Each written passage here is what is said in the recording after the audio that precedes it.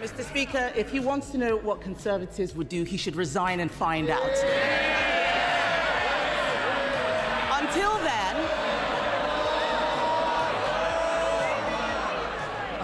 I'll decide when there's more. Mr. Speaker, until then, I'm the one asking the questions. There's a petition out there, 2 million people asking him to go. He's the one who doesn't know. He's the one who doesn't know how things work. It is not government that creates growth, Mr. Speaker. It is business. His employment secretary, I don't see her here, she wants more young people in work. But businesses say they are cutting jobs because of the Chancellor's budget. His Deputy Prime Minister, she is not here. Her employment rights bill will stop businesses hiring. That's what they say. The CBI said on Monday that the dots of the government's policy don't join up. They're right, aren't they? Mr. Speaker, on Monday she said that she wouldn't reverse the increase in national insurance. Yesterday, on their legacy legislation, their predecessor, they couldn't decide what their position was. Today, they've launched a policy commission asking other people to give them some ideas for government. And she talks about a petition. We had a massive petition on the 4th of July in this country. We spent years taking our party from a party of protest to a party of government. They're hurtling in the opposite direction. What a load of nonsense, Mr. Speaker. We had a budget in March this year and tractors were not blockading the streets of Whitehall afterwards. Instead of a moment of true leadership, the exchange featured a Prime Minister acting as a human spreadsheet, dryly reciting from policy memos as if reading a bedtime story. In stark contrast, Sarah Owen emerged as the moral centre of the chamber, prompting many to wonder why someone with her conviction is not the one in charge. This clash occurred against a grim national backdrop, a crippling cost of living crisis and an NHS that is effectively on life support. While citizens are forced to choose between heating their homes and eating, Westminster appears preoccupied with means-testing dignity, a style of leadership that seems more interested in the politically implausible than in providing actual solutions. The encounter highlighted a fundamental disconnect in a leader who is unable to defend his own policies in a way that connects with human beings. Trying to sell such cold bureaucratic logic to a struggling public is a futile effort, the wrong pitch delivered to the wrong audience. Meanwhile, Owen remained composed and unyielding. She didn't need to raise her voice to prove that true representation involves bringing hard truths and uncomfortable questions to the floor. She delivered exactly what the electorate craves: accountability, rooted in genuine compassion. In doing so, she reminded the public that the greatest political threat is not always the opposition, but sometimes the empty suit within one's own ranks. Ultimately, this debate stood out because it cut through the usual noise of political spin and rehearsed sound bites. By centering the conversation on real people with real problems, Owen did more than just win an argument. She left a lasting mark on the national debate. Her performance served as a reminder that politics should be about people, not polished performances.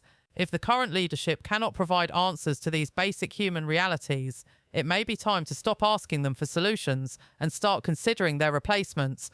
Mr. Speaker, does the Prime Minister believe that when an organisation descends into total shambles, the person at the top should resign? A constitutional crisis of historic proportions unfolded as the political world witnessed a stunning departure from established tradition. Keir Starmer appeared visibly shaken, his physical distress apparent as he clung to the dispatch box, while his own party members looked on in stunned silence. The atmosphere in the chamber shifted from typical parliamentary debate to a high-stakes confrontation, with Conservative MPs reacting in an uproar that required multiple interventions from the Speaker to restore a semblance of order. The most significant moment occurred when the King took the unprecedented step of producing a leaked internal document, allegedly a memo from Chief of Staff Sue Gray.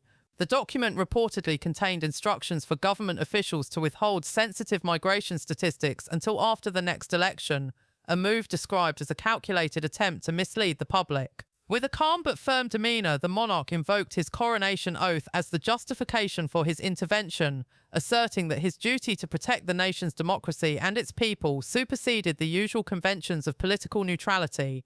He framed the government's alleged lack of transparency as a direct violation of the trust between the state and the citizens it serves. The fallout from this intervention was immediate and widespread.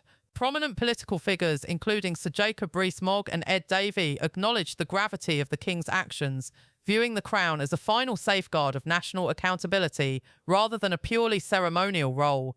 For the Labour government, the scene was a disaster. Starmer's attempts to explain the situation through procedural reviews were largely ignored as the focus shifted to his apparent loss of control over the executive. The day's events left the Prime Minister searching for a way to respond to a monarch who had decided to exercise powers that many believed had long since been retired.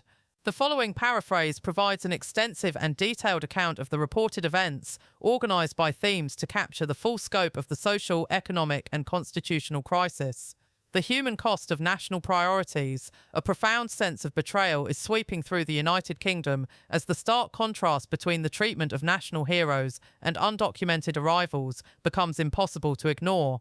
The story of James Patterson, a 72-year-old veteran of the Falklands War, has become a symbol of this national crisis. After sacrificing years of his life to the Royal Navy, Patterson spent 9 months in debilitating pain, waiting for a hip replacement, only to have the procedure cancelled multiple times due to a lack of resources. His viral testimony, which has reached millions, highlights a heartbreaking reality. While veterans are left to cry themselves to sleep in pain, newly arrived migrants are reportedly receiving immediate, comprehensive medical, dental and elective treatments.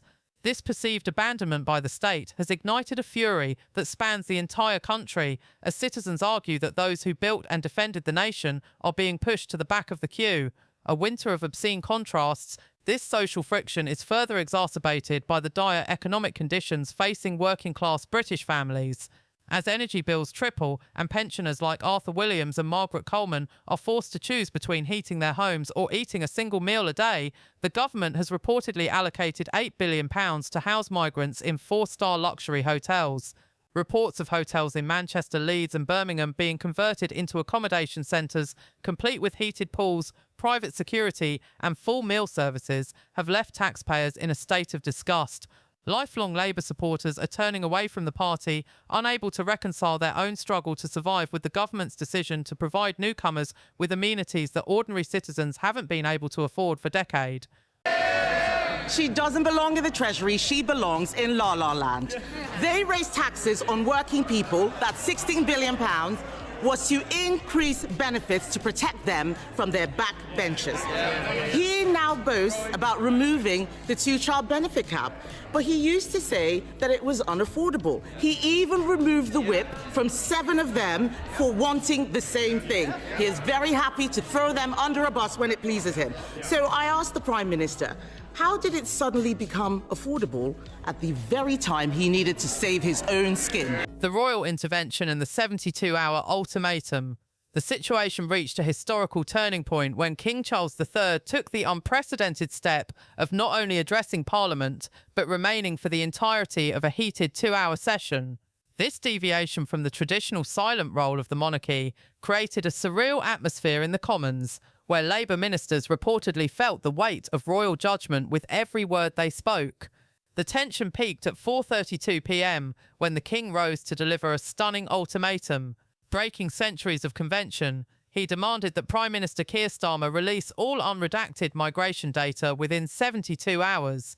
The King's warning that he would consider the options no modern monarch has had to contemplate, including the dissolution of Parliament, sent an immediate shockwave through the global markets, wiping billions off the FTSE 100 and causing the pound to plummet as investors braced for a constitutional earthquake. The collapse of government integrity. Following the King's intervention, the Labour government descended into a state of internal mutiny. The Home Secretary's failure to deny the King's allegations in a brief, panicked press conference was taken as a silent confirmation of a high-level cover-up. This was followed by a wave of resignations from veteran MPs like Sarah Champion, who accused the party of lying to the electorate on matters of national importance. Inside Downing Street, cabinet meetings reportedly turned into bloodbaths, with senior ministers like Rachel Reeves demanding to know if the Prime Minister truly suppressed migration data.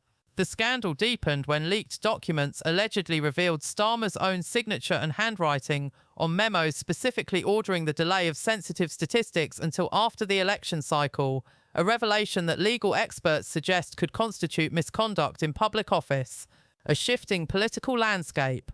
As the government fractures, the political vacuum is being filled by a surging Reform UK. Nigel Farage has seized the moment, framing the King's intervention as a necessary defence of truth and British values. Polling data reflects a seismic shift, with Labour's support collapsing in real time while Reform UK nears the status of the official opposition. With the 72-hour deadline fast approaching, the nation stands at a crossroads. The Prime Minister is increasingly isolated, facing a mutinous cabinet, a protesting public, and a monarch who has signalled he is prepared to use his ultimate prerogative to protect the democratic contract. The coming days will determine whether the current administration survives or if the King will take the final historic step of dissolving a government that has lost the trust of the Crown and the people.